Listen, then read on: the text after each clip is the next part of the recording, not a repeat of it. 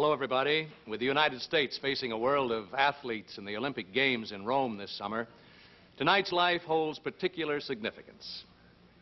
You're watching one of the greatest athletes of our time on a day in which he broke 3 world records and tied another on the same day. Most of you by now, I'm sure, have recognized him, and in a moment our cameras will show you how we spring our This Is Your Life surprise tonight.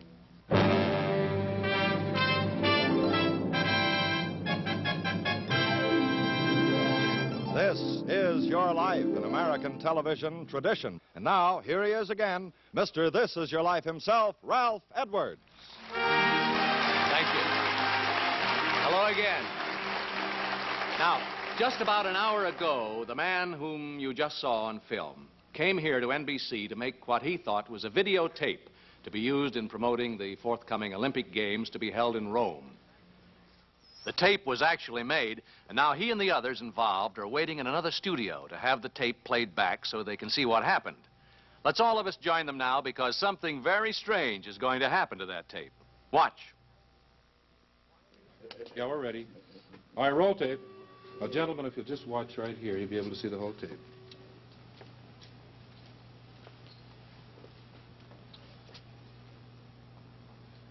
Hi, I'm Bob Richards, and I've had the wonderful privilege of representing America in 3 Olympic Games. But I want you to meet tonight a fellow who has won 4 gold medals in the Olympic Games, perhaps the outstanding Olympic performer America has ever produced, Jesse Owens. Well, thank you very much, Bob. Jesse, wonderful to have you. Jesse Owens, 2 of you have been expecting me to make an appearance tonight. 1 of you has not. Which one? Yes, well, it's pretty obvious from the look on your face, Jesse, that you are the one, because tonight, Jesse Owens, the boy from the Alabama cotton fields who became a great Olympic champion and hailed as the top track performer since 1900, this is your life.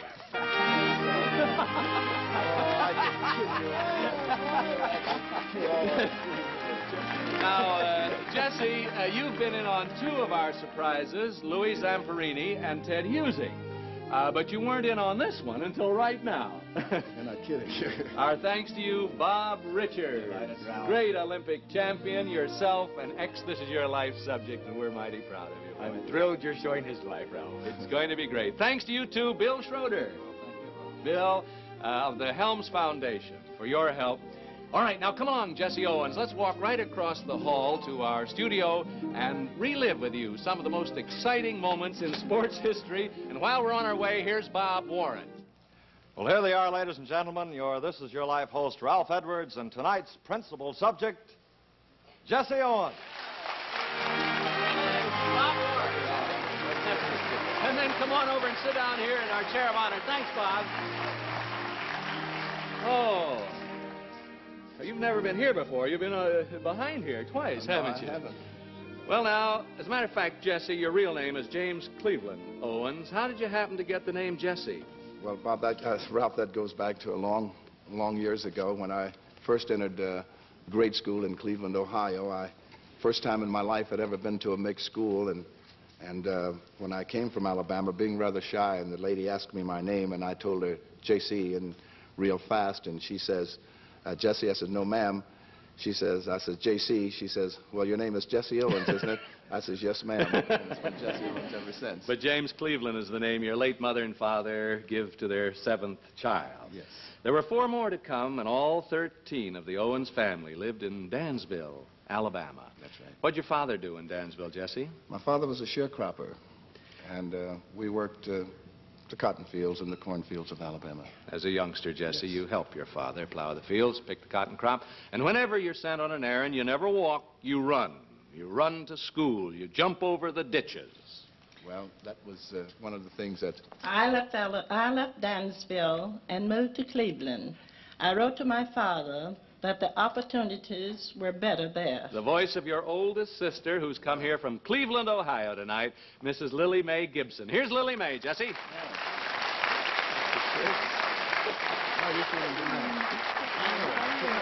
Now, let's see, Jesse was 9 years old when the Owens family moved to Cleveland, wasn't he, Mrs. Gibson? Yes, and Jesse was the best babysitter I ever had.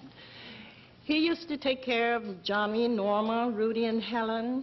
And though he was only 9 years old, he used to hold them on his lap and tell them wonderful stories. And when little Norma grew up to be a big girl and was graduating from junior high school, what did Jesse do, Miss Gibson? Jesse took his money he had earned from shoe shine job and bought her graduation dress. Thank you, Miss Gibson. Lily Mae, for coming here from Cleveland tonight.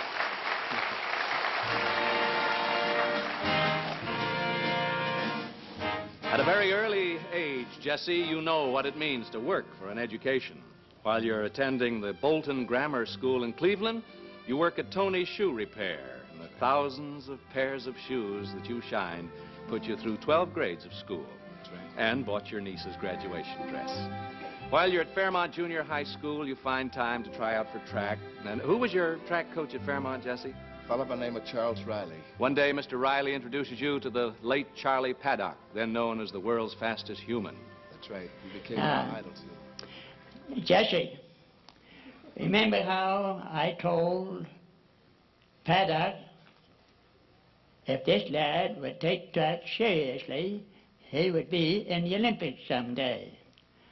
I was talking about you, Jesse. The voice of the man who was to be your real inspiration, Jesse Owens, from Sarasota, Florida, your first track coach, Charles Riley, and with him is his son, Charles. Oh, Coach, how are you? Good to see you. Charlie, how are you? How you feeling? Fine. It's good to see you. That's wonderful. Oh, God. Jesse, do you remember what Mr. Riley said to you after talking to Paddock? Well, he told me that I could be like this man, but there was one thing that I had to do. It meant work and a great deal of effort. And those are the things that I live by. And 8 years later, Jesse, you shatter Charlie Paddock's record in the Olympic and inherit the title, World's Fastest Human. But we're ahead of our story now because Mr. Riley, there were years of heavy training for Jesse before he was to become an Olympic champion, weren't there? Yes, I say so. I should say so, Ralph. And I was proud to be a part of some of those years. Well, now, Thank you, Coach. Along with his high school coaches, you continue to work with Jesse when he went to East Technical High School in Cleveland, didn't you? Yes, and I saw him win the 1933 National Interscholastic Championships at the University of Chicago. Where you, Jesse, not only won the 100-yard dash in 9 4/10 seconds, equaling the adult world's record, but the 220-yard dash in 20 7/10 seconds, and the broad jump with an amazing leap of 24 feet 9 5/8 inches as well. No wonder Jesse considers you his inspiration, Mr. Riley. One thing more, Ralph, that I'm proud of, Jesse. When Jesse came back from the Olympics in 1936, he went to work, and one of the first things he did was to buy me a new car. Thank you again, Josh. Thank you, Charles Riley of Sarasota, Florida. Thank you, Charles, for accompanying your father out here. And all the time you're setting these records, Jesse, you're still shining shoes after school, on Saturdays and Sundays to help with the family finances. That's right. Jesse sure was a busy boy. You were boys together in Alabama, went to junior high and senior high school and to Ohio State University together, and were on the same Olympic team. Now teaching and track and field coach at Dunbar High School in Dayton, Ohio, Dave Albritton. Oh, no. Charlie, how you doing? Oh, you know, boy. Good to see you. Now, Dave, you were with Jesse when an honor of another kind was given him, weren't you? Yes, Ralph, you'd think that Jesse, with his many, many activities, would have, well, just wouldn't have had the time to worry about other people's problems. But knowing Jesse, he always thought of that. And, of course, out of the entire student body, he was chosen president of the student council. Jesse was a help to you, wasn't he, Dave? Oh, yes, very much so. While in school, you know, I was participating in many sports, football, basketball, track, and boxing. And it was Jess who encouraged me to concentrate on track and field. And, of course, being somewhat of a high jumper himself, very good one, he dropped out of that event so that I might be encouraged to continue. And, of course, all through his competitive days, he's helped other athletes to better themselves. Even some of them were his competitors. And Dave Albritton, you yourself set a world's record in the high jump while you were at Ohio State University and went on to place second in that event at the 1936 Olympic Games in Berlin. You two young boys from Dansville really made it. Thank you very much. Well, now, how you doing? Well, I could be someplace else right now, I'll tell you that. I'm glad you're not, Jesse. Thank you. And in just a moment, we'll continue to trace your meteoric rise as a true champion in sports and in human relations. In 1933, Jesse, you've received scholarship offers from many colleges and universities, but you enroll as a freshman at Ohio State University in Columbus. Why, Jesse? Well, because, first of all, it was closer to home. I'd heard a great deal about the coaching staff at Ohio State University, and my junior high school coach wanted me to go. Charles Riley coached there, too, I think. How did you support yourself during your college years? Well, I ran an elevator in the state office building at night. I worked from 5 o'clock to 1 o'clock in the morning. And I had an opportunity while on the elevator to study. And to be very frank with you, I think I got better grades in my freshman year than any other time that I was in college. Weren't you a page boy in Ohio State? And then, yes, after that, then we became a page boy in the House of Representatives. House of Representatives. And when spring of 1934 rolls around, you report for track practice. That's right. And that's when I first saw you, Jesse. Another person who has meant a great deal to you, Jesse, your former track coach at Ohio State, and this year head coach of the 1960 United States Olympic men's track and field team from Columbus, Ohio, Larry Snyder.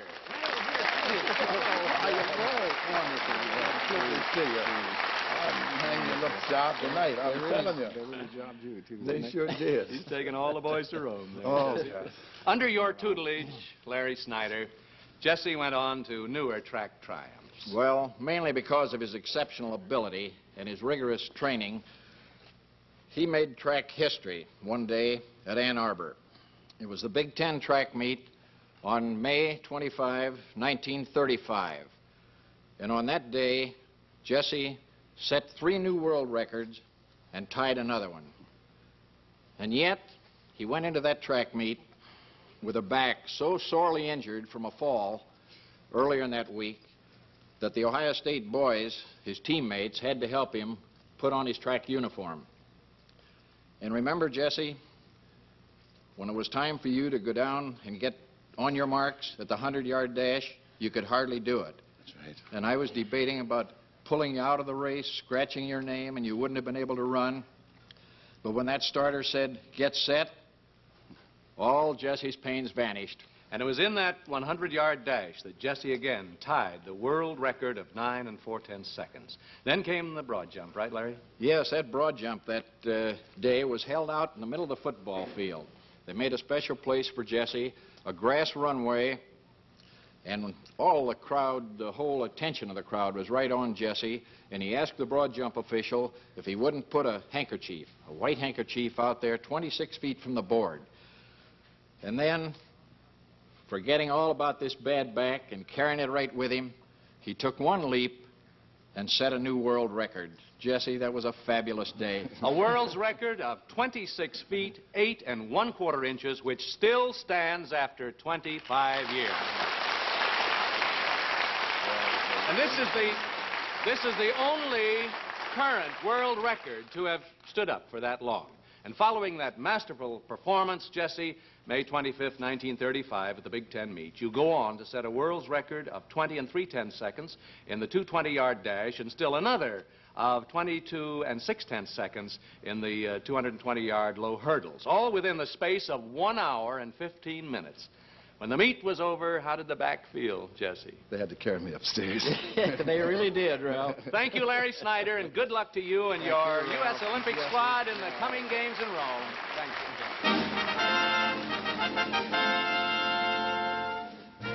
With your tremendous performance at Ann Arbor, you naturally go on to win a place on the United States team that is going to the Olympic Games in Berlin in 1936.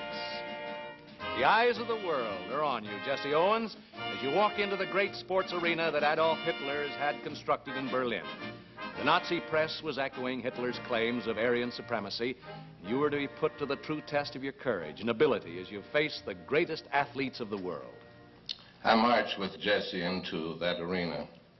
And so did I. Two former Olympic teammates of yours, Jesse, both at that time co-holders with you of the 100-yard dash world record. From Chicago, Illinois, Ralph Metcalf, and from Los Angeles, Frank Wyckoff. I've been with this guy for 2 days. Boy, really Real good. Now, all three of you, along with Foy Draper, who was killed during the war, were on the 400-meter relay team. Weren't you, Ralph Metcalf? Yes, and we were very proud to have been able to set a new world's record of 39 and 8/10 seconds in that event. And it was Jesse who was the leadoff man and passed the baton to me. Now, next, Foy Draper, and then you, Frank Wyckoff, carried that baton over the finish line. There was a great deal of tension when Jesse Owens was called for the finals of the running broad jump, wasn't there, Frank? There was indeed, Ralph. Jesse He had a big rival. He had a formidable contender there from Germany, Lutz Long, who went out and on his third try made a leap of 25 feet 9 3/16 of an inch. And then came Jesse's last jump, and with a look of determination on his face, you sprinted down that runway, Jesse, leaped high in the air and landed into the pit. And when the mark was measured, and later as it was announced over the public address system throughout that entire arena, they announced that Jesse Owens had won the running broad jump. With a leap of 26 feet 5/8 inches, the first 26-foot running broad jump in the history of the modern Olympic Games. And then, Jesse, you went on and won 2 more gold medals, winning the 100 meters and then turning around and winning the 200 meters. A great feat. Yes, indeed. Thank you, Frank Wyckoff and Ralph Metcalf.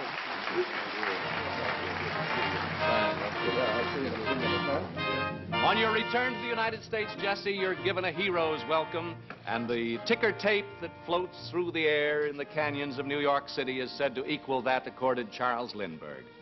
In 1937, you returned to Ohio State. And shortly afterward, begin a series of appearances. With whom, Jesse? Well, I was with Bill Robinson. Yes. Bojangles Robinson, and I might say that Bill was a great guy. Yes, he was indeed. just a tremendous guy, and we went together throughout the country, and you know, I'll tell you, when he passed away, I lost a real friend. I want you to say, I want to know that, and he taught me many things in reference to the entertainment world. The fleet-footed athlete becomes a nimble dancer. You lead a swing orchestra, make a motion picture here in Hollywood, and with the money earned doing all these things, you buy your parents a new 15-room house in Cleveland. Then Jesse went into the dry cleaning business and lost everything. The voice of your childhood sweetheart, Jesse. You met her when you were in junior high school. You were married in 1931. Your wife, Ruth.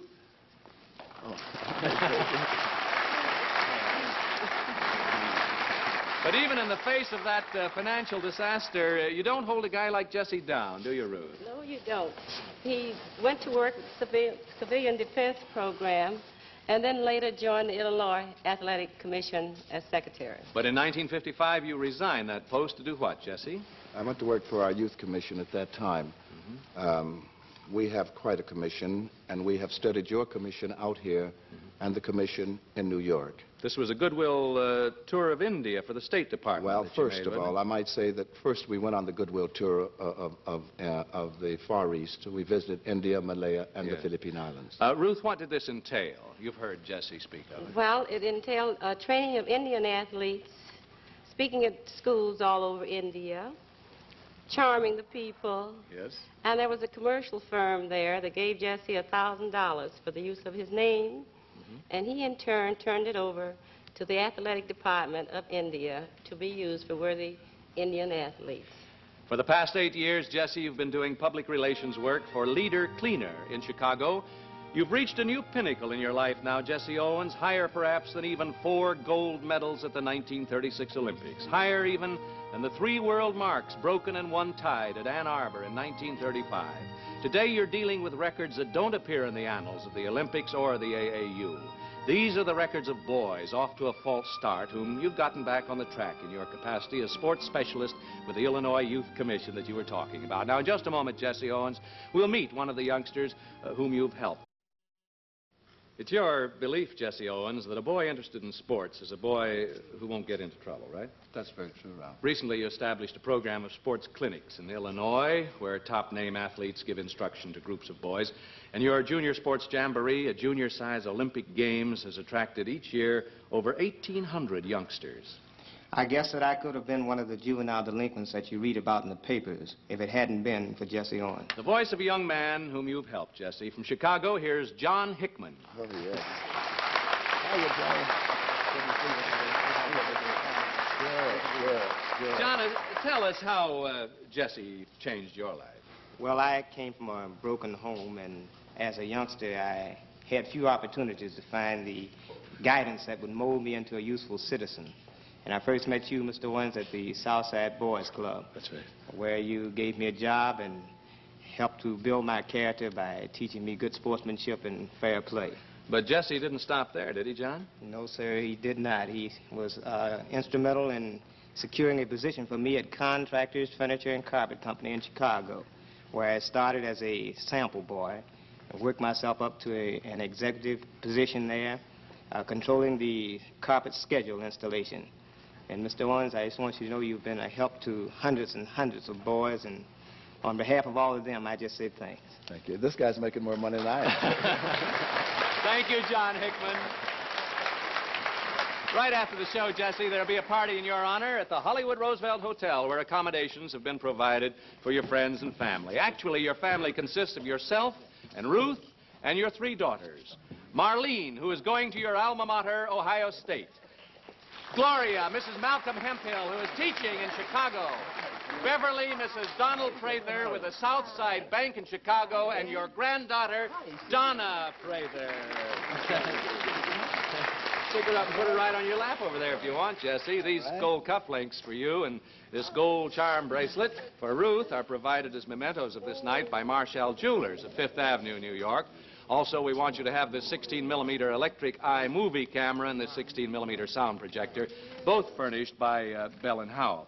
And we have for you, too, a film of tonight's program. Now, you have a daily early morning radio show on WAAF Chicago, and to help you record some of the material that you use on this show, RCA Sales Corporation would like to provide you with this RCA portable tape recorder with speaker, and for your home, RCA Victor would like to provide you with this Kenbridge color television with wireless Wizard electronic remote control, hand tuner with non-breakable impact case, all from RCA Sales Corporation. May 25th of this year will be the 25th anniversary of your record-breaking feat at Ann Arbor, Michigan, Jesse. On that day, a banquet is being held in your honor in Chicago, and an announcement will be made of the Jesse Owens Foundation, an organization which will provide college scholarships to any worthy male or female track athlete. Now, to help get the Jesse Owens Foundation off to a good start, we'd like to present you with this check for $1,000. Now, Bob Richards, come on up here, pal. Now, what do you have to say about Jesse Owens here, Bob? Well, Jesse, as you have often said, if when a man achieves success, he can't reach back and lend a helping hand to someone less fortunate than he is, then all his own success is in vain. Jesse, you've reached back many times, and thanks to you, many a boy is made a better man. This is your life, Jesse Owens. Thank you, good night, and God bless you.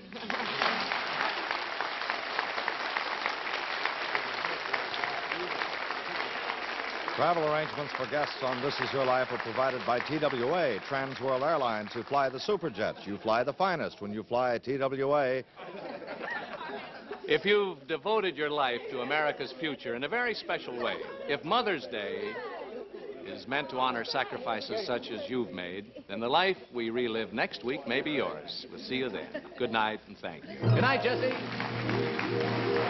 This Is Your Life is a Ralph Edwards production, produced by Axel Gruenberg and directed by Richard Gottlieb. Additional promotional funds were furnished by Trans World Airlines. Portions of this program were on videotape and film.